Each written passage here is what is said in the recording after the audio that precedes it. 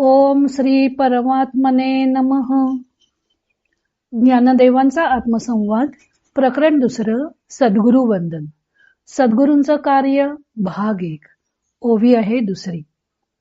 उपाय वन वसंतु असे सद्गुरू असल्यामुळं शिष्याला योग्य मार्गदर्शनासाठी सद्गुरूंची अत्यंत आवश्यकता असते हे सांगितल्यावर ज्ञानदेव सद्गुरूंचे कार्य काय आहे त्याचे वर्णन करत आहेत.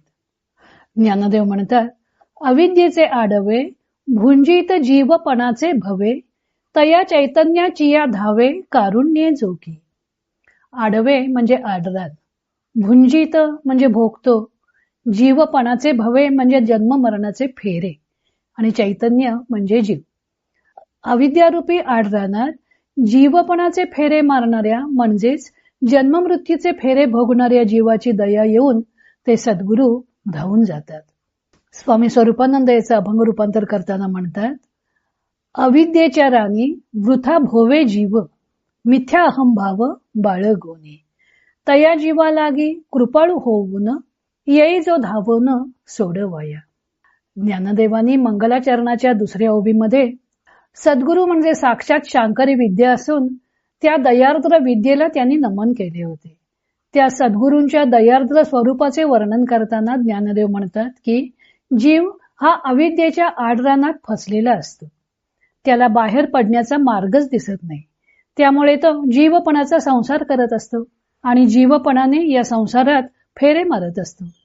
अशा चैतन्य स्वरूप जीवाची सद्गुरूंना करुणा येते व त्या जीवाच्या सहाय्याला ते धावून येतात. ओवीतील शेवटच्या कारुण्ये जोकी या चरणात धावे करूजो आणि सहाय्य करूजो असे 2 पाढभेद आहेत. यातील कारुण्य जोकी हाच पाठ योग्य वाटतो. सद्गुरू करुणेने त्या जीवाची दया येऊन त्याला सोडवण्यासाठी धावतो, धावेकरी होतो अथवा सहाय्यकारी होतो. पहिल्या ओवीत ज्ञानदेवानी मोक्षप्राप्तीसाठी शास्त्रग्रंथात सांगितलेल्या विविध उपायांवर अरण्याचं रूपक केलं होतं. आता येथे त्यांनी अविद्येवर आडवे म्हणजे अरण्याचे रूपक केले आहे. घनदाट अरण्यात मनुष्य आपली वाट हरवून बसतो. जेवढा म्हणून बाहेर पडण्याचा प्रयत्न करत राहतो तितका तो त्या जंगलात आत आत फसतच जातो. तसेच अविद्या म्हणजे जंगलच आहे. अविद्या म्हणजे आत्मस्वरूपाच्या मूळ ज्ञानाला जी विसरायला लावते ती. आत्मस्वरूपाची विस्मृती झाली की गर्भात असताना सोहम म्हणणारा जीव जन्म झाल्यावर कोहम आणि नंतर कळायला लागल्यावर देहोहम अशा उपाधी चिकटवून घेतो. देहबुद्धी दृढ होत जाते. तसतसे मूळ ज्ञानावर जाड पडदा येतो व त्या अविद्येच्या रानात जीव भोवंडत राहतो. त्याचे कारण सांगताना स्वामीजी म्हणतात की जीव मिथ्या अहंभाव बाळगतो. देह गेह संसार माझा आहे असं मानतो. त्यामुळे त्याला संसारात भोवंडत राहावं लागतं. ओवीत सद्गुरू चैतन्यासाठी धावतो असे म्हटले आहे. हे चैतन्य म्हणजे जीव, तोही चैतन्य स्वरूपच आहे. चैतन्य स्वरूपावलोकनाच्या इच्छेने स्वतः जीवभावाने द्रष्टा म्हणजे पाहणारे बनलेले आहे.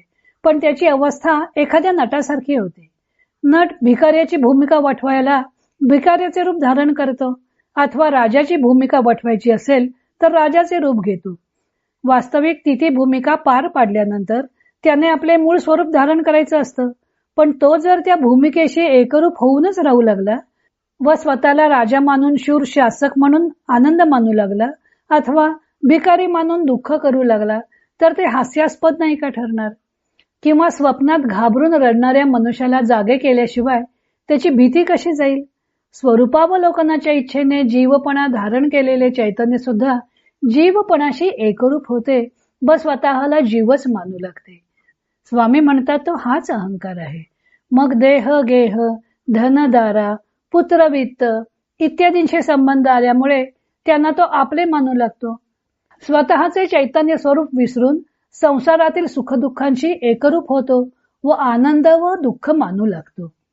हेच ते अविद्येचे आडवे आहे, जंगल आहे. अर्थातच त्याला जीवपणाचे भवे भोगावे लागतात. भव म्हणजे संसार.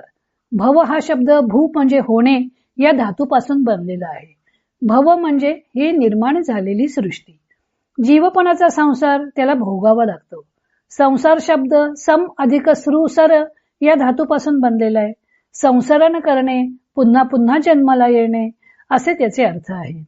जीवपणाचे भवे भोगावे लागतात म्हणजे पुन्हा पुन्हा या जन्म मरण रूप सृष्टीत जन्म घ्यावा लागतो. हे जीवपणाचे सोहळे भोगताना पुनरपि जननम पुनरपि मरणम पुनरपि जननी जठरे शयनम, पुन्हा पुन्हा गर्भवासाचे दुःख भोगावे लागते. पुन्हा पुन्हा कर्म करतो, पुन्हा पुन्हा त्याचे फल भोगण्यासाठी जन्म घेतो. असे हे जन्म मृत्यूचे चक्र त्याच्या मागे लागलेले असते. या भवचक्रात अडकून त्रिविध तापाने जीव पोळून निघतो. असा त्रिविध तापाने पोळून निघालेला जीव अखेरीस त्यातून सुटण्यासाठी आपल्याला कोणी मार्गदर्शक भेटेल का, यातून आपली कोणी सुटका करेल का, यासाठी ईश्वराचा धावा करतो. त्यावेळी त्याच्या हाकेसरशी त्याची करुणा येऊन सद्गुरू धाव घेतात. ओवीतील धावे हा शब्द धावा करणे व धावणे हे दोन्ही अर्थ प्रकट करतो. चैतन्याची ये धावे म्हणजे चैतन्याने म्हणजे जीवाने धावा केल्यावर, कारुण्य धावे सद्गुरू करुणा येऊन त्या जीवाच्या सुटकेसाठी धाव घेतात.